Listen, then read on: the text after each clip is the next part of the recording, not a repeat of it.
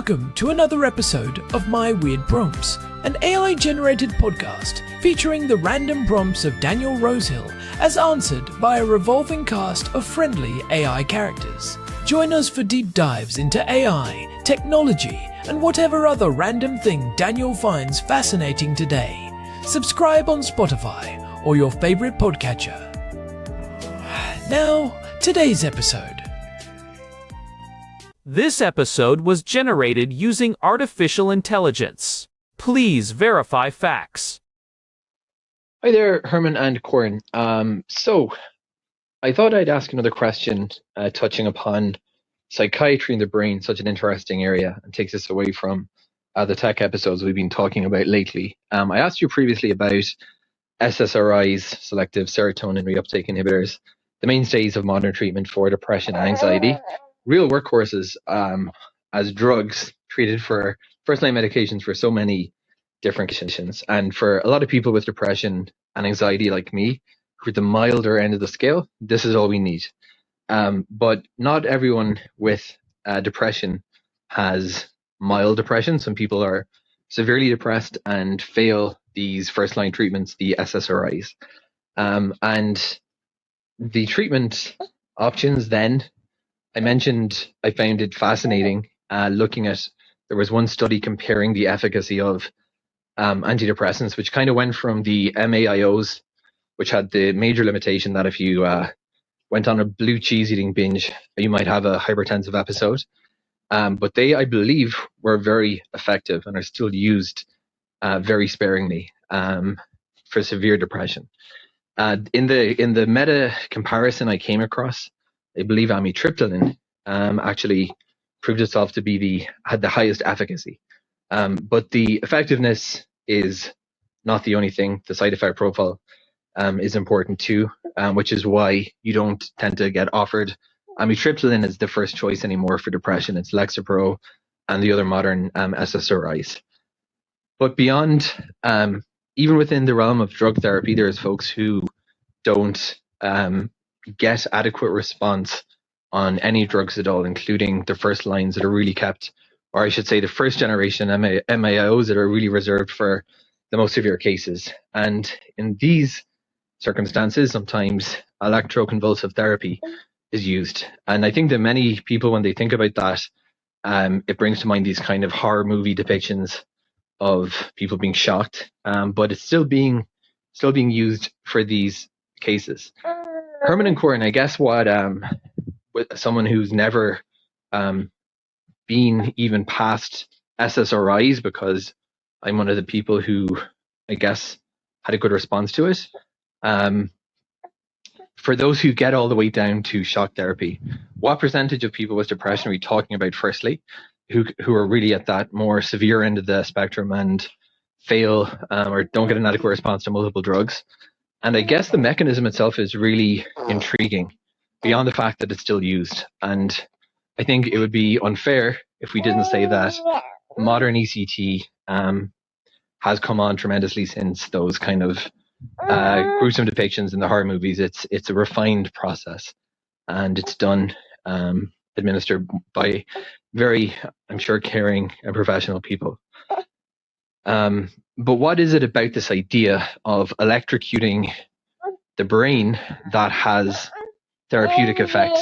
And why does that do things that seemingly drugs can't touch? Another area that I guess is also really piques my interest is that of transmagnetic brain stimulation, or TMS, which again, not a drug-based treatment, but doing something that drugs often fail to do.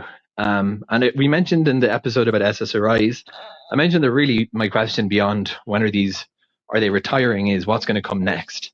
Is it psychedelics? Are we going to be seeing more refined forms and less invasive forms of things that might have the same mechanism of action as shock therapy? But I think a good starting point to answer that question would be understanding why ECT works. Herman and Corn, what's the evolution been from those first attempts through to the process as it's administered today? And why does giving electrical shocks often yield responses for patients that otherwise couldn't get better? Over to you, Herman and Corn. Hey everyone, welcome back to My Weird Prompts. I am Corn, and I am sitting here in our living room in Jerusalem with my brother, the one and only Herman Poppleberry. Herman Poppleberry, present and accounted for. Corn, I have to say, the weather outside is beautiful today, but we are diving into a topic that is, well, a bit heavier than the sunshine. Our housemate Daniel sent us a voice note that really gets into the weeds of the human brain. He really did. Daniel was thinking about psychiatry again, specifically what happens when the first-line treatments do not work.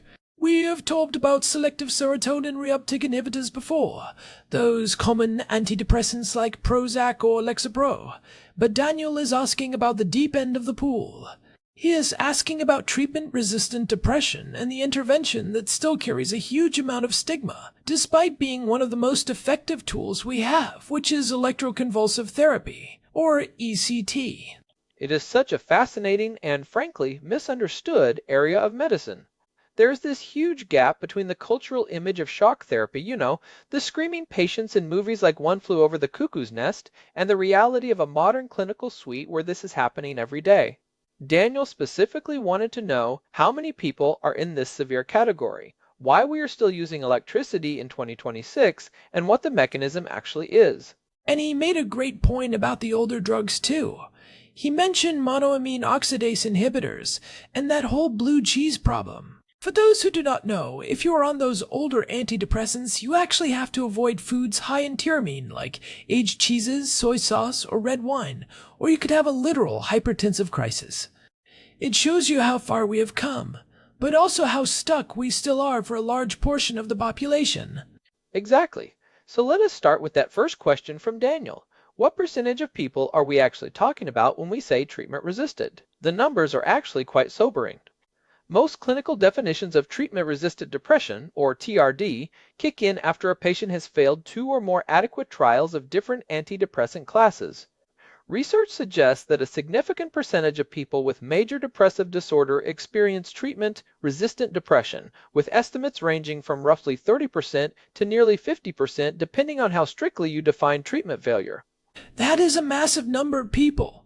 If we are looking at global statistics, we are talking about millions of individuals for whom the standard pills just are not doing the job.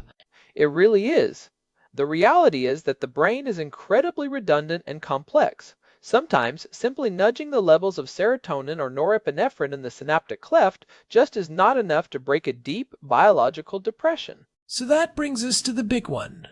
Electroconvulsive therapy. Daniel asked about the evolution of this. How did we go from the first attempts to where we are today? It is a bit of a grisly story, isn't it? It is definitely a story of high-stakes experimentation. The core idea actually predates electricity. In the early 1930s, a Hungarian pathologist named Ladislas Meduna noticed that people with epilepsy rarely seemed to have schizophrenia, and vice versa. He had this theory, which turned out to be wrong, that seizures and schizophrenia were biologically antagonistic. So he started inducing seizures in patients using a chemical called metrazole. I remember reading about metrazole. It was terrifying because it caused this intense feeling of impending doom before the seizure actually hit. Precisely. It was a chemical shock, and it was brutal. Then you had insulin coma-therapy, where they would drop a patient's blood sugar so low they would fall into a coma and seize. But the real shift happened in Rome in 1938. 2 researchers, Ugo Cerletti and Lucio Bini, were looking for a cleaner way to induce a seizure. Legend has it that Cerletti got the idea after visiting an abattoir, a slaughterhouse, where he saw pigs being stunned with electric shocks to the head before they were killed. He realized the electricity caused an immediate, painless loss of consciousness and a convulsion. It is such a dark origin story for a medical treatment, using slaughterhouse technology on humans. It sounds barbaric, but their first human subject was a man found wandering a train station in Rome, completely delusional and nonverbal. After a series of electric shocks that induced seizures, he actually recovered his speech and his sanity. That was the birth of ECT, but back then, they did it without anesthesia and without muscle relaxants. That is where the horror stories come from, the broken bones and the physical trauma of the convulsion itself. Right, and that is what Daniel was asking about. Why is it different today? Because if you go into a hospital for ECT in 2026, you are not being strapped down while awake. Not at all. Modern ECT is a highly refined surgical procedure. The patient is given a general anesthetic, so they are completely unconscious. Then they are given a powerful muscle relaxant, usually something like succinylcholine. This is the crucial part. The muscle relaxant prevents the body from actually convulsing. If you were watching the procedure, you would only see a tiny flicker in the patient's toes or a slight tensing of the jaw. The seizure is happening entirely within the brain. So the electricity is just the trigger. The seizure is the medicine. That is the perfect way to put it. The electricity itself is not what cures the depression. It is the generalized, synchronous firing of neurons across the entire brain. We are basically forcing the brain to undergo a massive, controlled reboot. Okay, so let us talk about that reboot. This was Daniel's core question. What is it about inducing that seizure that has a therapeutic effect? Why does it work when the drugs fail? This is where the science gets really cool. One of the leading theories involves something called Brain-Derived Neurotrophic Factor, or BDNF. Think of BDNF as fertilizer for the brain. When you have a massive seizure, the brain responds by flooding itself with this protein. It promotes neuroplasticity, it helps repair damaged neurons, and it actually stimulates neurogenesis, the birth of new neurons, especially in the hippocampus. And the hippocampus is that area deeply involved in mood and memory that often shrinks in people with chronic, severe depression. Exactly. We see measurable increases in hippocampal volume after a course of ECT, but it is more than just growth. It is also about connectivity. There is a concept called the default mode network, which is the part of your brain that is active when you are ruminating or thinking about yourself. In severely depressed people, this network is often hyperconnected. They are stuck in a loop of negative self-thought. ECT seems to temporarily disrupt these rigid circuits. It is like shaking a snow globe. When the flakes settle, they do not always fall back into the same broken patterns. That shaking the snow globe analogy is great. It explains why it works for the untouchable cases. If a drug is like trying to change the color of one specific flake in the snow globe, ECT is picking up the whole thing and giving it a vigorous rattle. Right. And there is also a massive neurotransmitter reset. We talk about serotonin all the time, but ECT affects the whole cocktail. It increases GABA, which is the brain's primary inhibitory neurotransmitter. It modulates dopamine and norepinephrine. It basically forces a level of neurochemical rebalancing that a pill, which has to be absorbed through the gut and cross the blood-brain barrier in small amounts, just cannot achieve. But it is not without a catch. Daniel mentioned the side effects, and that is usually what people are most afraid of. Memory loss is the big one. It is the primary trade-off. Because you are inducing a generalized seizure, you can have what we call retrograde amnesia, where you lose memories of events leading up to the treatment, or anterograde amnesia, where you have trouble forming new memories for a few weeks. However, we have gotten much better at minimizing this. We now use ultra-brief pulse stimulation, where the electricity is delivered in tiny fractions of a second. We also use unilateral placement, where the electrodes are only on one side of the head, usually the non-dominant hemisphere. This preserves memory much better than the old bilateral approach. So if ECT is the gold standard for efficacy, where does TMS fit in? Daniel asked about transcranial magnetic stimulation. I know we have friends who have tried this, and it seems much less intense. TMS is a completely different beast. Instead of electricity, it uses a powerful, focused magnetic field. If you remember your high school physics, Faraday's law of induction says that a changing magnetic field will induce an electrical current in a nearby conductor. In this case, the conductor is your brain's neurons. So it is like an invisible probe reaching into the brain. Exactly. And unlike ECT, TMS does not induce a seizure. It is non-convulsive.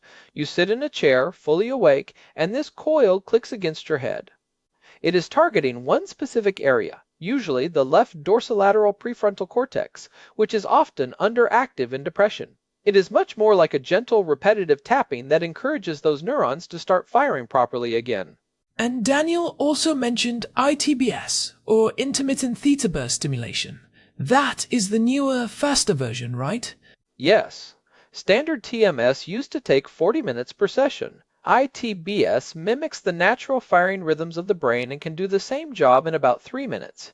There are promising newer protocols like Stanford neuromodulation therapy that use high-dose ITBS over short treatment courses with encouraging early trial results. But to answer Daniel's question about efficacy, TMS is generally considered less powerful than ECT for the most severe cases. If ECT is the heavy artillery, TMS is more like a precision laser. So let us look toward the future, which was the final part of Daniel's prompt. He asked if the future is psychedelics or more refined brain stimulation. Where are we standing here in early 2026? It is a bit of a crossroads. If we look back at 2024 and 2025, the psychedelic movement hit some real speed bumps. Everyone thought MDMA for post-traumatic stress disorder would be approved by the FDA in late 2024, but they actually rejected it. They cited concerns about trial design and something they called functional unblinding. Functional unblinding. That is basically when the patient knows they got the drug because, well, they are tripping. It makes it hard to compare it to a placebo fairly. Exactly. It is a huge hurdle for psychedelic research. However, psilocybin is still moving forward. We are expecting a major filing for treatment-resistant depression later this year or in early 2027. The results for psilocybin are very promising because it seems to have a similar reset effect to ECT, but without the seizure and with potentially fewer cognitive side effects. It promotes that same neuroplasticity we were talking about. But what about the stimulation side? Is there a middle ground between the gentle tapping of TMS and the grand mal seizure of ECT? There is, and it is called magnetic seizure therapy, or MST. This is one of the most exciting things on the horizon. It uses the same massive magnets as TMS but turns the power up high enough to actually induce a seizure. Because magnetic fields pass through the skull and scalp without resistance, unlike electricity, you can target the seizure much more precisely to the frontal lobes and avoid the areas responsible for memory. So you get the therapeutic seizure of ECT, but without the memory loss of the electricity passing through the whole head. That is the hope. Early trials have shown it is just as effective as ECT, but with significantly less cognitive impact. Then you have deep brain stimulation, where they actually implant electrodes into the brain like a pacemaker for the mind. That is usually reserved for the most extreme, life-threatening cases, but the technology is getting more sophisticated every year. It feels like we are moving toward a world where psychiatry is becoming much more of a circuitry science. Instead of just bathing the whole brain in a chemical, we are looking at specific loops and saying, this loop is stuck, how do we unstick it? That is exactly the shift. We are moving from the chemical imbalance era into the connectome era. We are looking at the brain as a complex electrical network. And honestly, if you have a software bug that is causing the whole system to crash, sometimes you need to do more than just update one driver. Sometimes you need a hard reset. It is a powerful way to think about it. And for the listeners out there who might be struggling, or who have family members who have tried every pill in the book and feel hopeless, I think the takeaway here is that treatment-resistant does not mean untreatable. It just means you have reached the point where the standard tools are too small for the job. Well said, Corn. The stigma around ECT is one of the most damaging things in modern mental health. I have seen people who were literally unable to get out of bed for years, people who had lost the ability to speak or eat, who were brought back to their families by a course of ECT. It is not a punishment, and it is not a horror movie. It is a profound biological intervention. I think it is important to mention, for anyone listening in our area or elsewhere, that these treatments are becoming more accessible and integrated. If you are in a position where the first-line treatments are failing, it is worth having a serious, non-stigmatized conversation with a psychiatrist about neuromodulation. Whether it is TMS or ketamine, which we didn't even get into today but is another huge player, or ECT, the options are expanding. They really are. And Daniel, thank you for sending this in. It is a topic that affects so many people, but is often whispered about in the shadows. Bringing it into the light is how we change the conversation. Absolutely. And hey, if you are finding these deep dives into the brain and technology helpful, we would really appreciate it if you could leave us a review on your podcast app or on Spotify. Those reviews really do help new people find the show. They really do. It makes a huge difference for our visibility. You can also head over to myweirdprompts.com to check out our archive. We have a large collection of episodes covering everything from artificial intelligence to ancient history. There is a contact form there too if you want to send us a prompt like Daniel did. We love hearing from you. Whether it is a question about the brain or something completely out of left field, we are here for it. We certainly are. Well, Corn, I think my brain has had enough stimulation for one afternoon. Should we head out and get some of that Jerusalem sunshine? I think that is a fantastic idea. No electricity required for that. Just some good old-fashioned photons. Alright everyone, thanks for listening to my weird prompts. We will be back next week with another exploration into the weird, the technical, and the deeply human. Until then, take care of your brains. They are the only ones you have got. See you next time. Bye everyone. This episode was generated using Gemini Flash 3. Text-to-speech engine was Chatterbox Turbo. Thanks for listening to another episode of My Weird Prompts, an AI-generated podcast featuring Daniel Rosehill's AI prompts, as answered by a revolving cast of friendly AI characters including me, Cornelius the Sloth. Subscribe on Spotify or visit myweirdprompts.com.